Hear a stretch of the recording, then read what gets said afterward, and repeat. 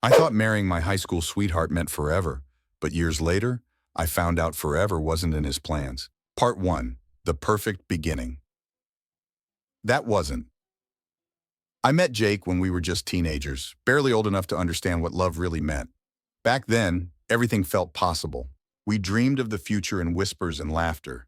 College, a small house, children running barefoot in the yard. I believed in us with the kind of faith only young love can inspire. Our wedding was a simple celebration, filled with family, friends, and promises made under golden afternoon light. I thought our love was a fortress, strong, unbreakable. But as the years passed, that fortress quietly cracked. Jake became distant. Late nights at work turned into secretive texts, unexplained absences, and a silence that grew heavier by the day.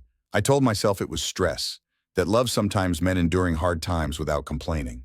But the truth was worse than any hardship. He was falling out of love, and worse, he was hiding it from me. The first time I found the messages on his phone, I froze. The words were casual but cruel. Flirtations, plans to meet, laughter I would never hear. The woman was someone from his new job, someone I never met, someone he never wanted me to meet. I confronted him with trembling hands, eyes dry from holding back tears. He didn't deny it. Instead, he apologized with rehearsed words, promising it meant nothing, that he was confused. But every lie was a dagger, twisting deeper into my heart. The days that followed were a blur of sorrow and rage. I felt like a ghost in my own home, watching the man I once loved become a stranger. The life we built together began to crumble piece by piece. But amidst the wreckage, I found a flicker of something I hadn't expected, my own strength. Part 2. Picking up the pieces. In the weeks after the betrayal, the silence between us was suffocating. Jake stayed mostly quiet, avoiding eye contact like a guilty child caught in the act. Our home, once filled with laughter and warmth, felt cold and empty, like a mausoleum of memories I wasn't ready to bury. I questioned everything. My worth, my judgment, our entire history. How could the man who once held me like I was the only thing that mattered be capable of such deception? Nights were the hardest. Alone in our bed, I reached out to a ghost, feeling the ache of absence in every breath. Friends told me to leave, to run before the hurt dug in too deep. But leaving meant admitting the dream was over. And I wasn't ready to let go of the life I had fought so hard to build. Instead, I made a promise, to myself and to the daughter we had planned but never had, that I wouldn't let betrayal define me. I started therapy, pouring out the pain and gathering shards of broken self-esteem.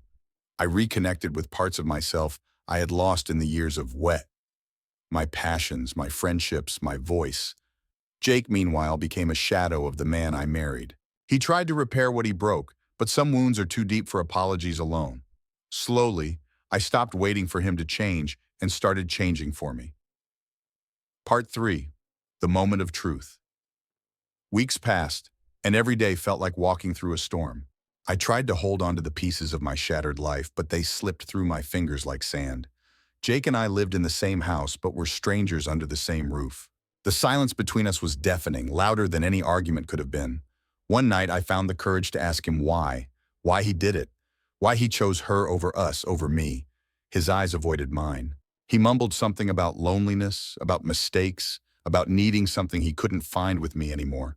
I wanted to scream, to rage, to throw every piece of glass in that room at him. But I was exhausted.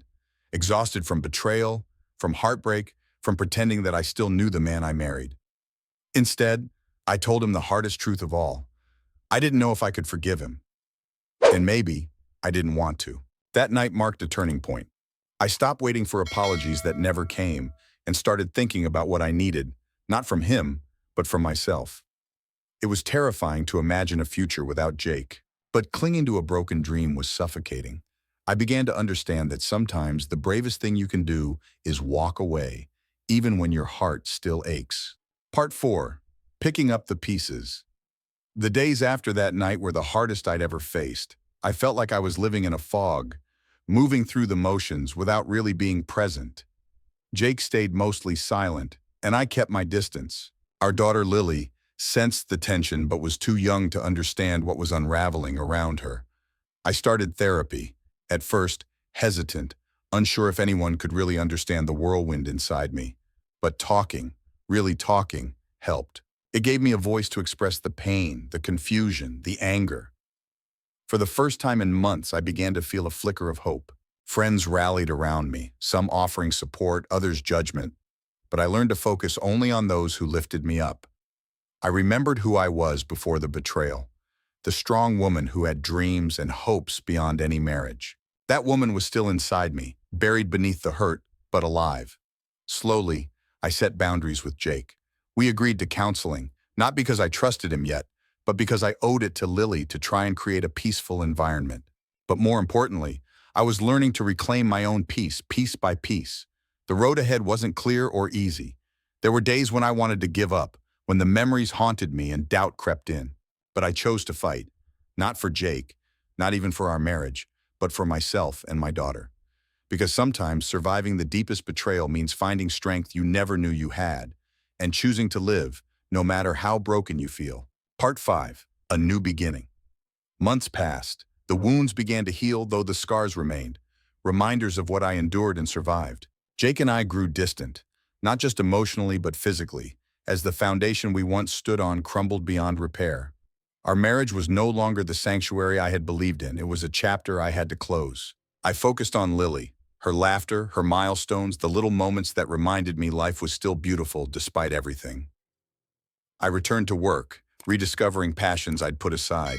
I surrounded myself with friends who reminded me of my worth, and I learned to love myself again, not as a wife or a mother only, but as a woman with dreams and ambitions. One day I found myself standing in front of the mirror, looking not just at the woman who had been broken, but at someone stronger, someone who had risen from the ashes.